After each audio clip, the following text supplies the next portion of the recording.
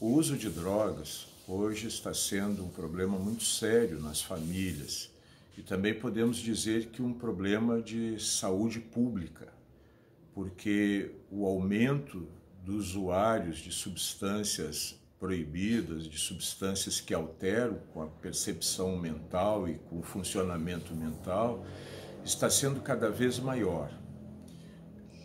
Há alguns anos eu trabalhei durante 2 anos e meio com pais que tinham filhos usuários de drogas e recebendo informações da Secretaria Nacional de Antidrogas, era possível perceber que o aumento de usuário dessas substâncias no interior dos estados estava crescendo de uma forma assustadora. E isso não é diferente no nosso estado do Maranhão. E principalmente o uso no interior dos estados do crack, que é uma droga muito mais potente, que é uma droga que provoca um estado de dependência muito mais rápida do que outras drogas. E com essa quarentena e a convivência familiar, então aquilo que muitas vezes estava escondido, colocado embaixo do tapete, aparece, que é exatamente a condição de cada um dos membros daquela família. Então, quando nós estamos numa situação como essa, né, de quarentena e de ansiedade e de vazio para muitos, isso estimula ainda mais o uso dessas substâncias que servem justamente para anestesiar essa sensação de vazio que é muito comum nos usuários da substância.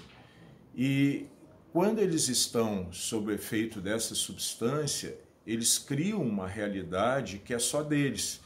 E dentro dessa realidade é muito comum a existência de processos paranoicos, de sensações de perseguição, de sensações, né, de opressão. E muitas vezes a reação que essas pessoas têm é justamente de tentar acabar com aquela fonte de opressão, com aquela fonte de perseguição.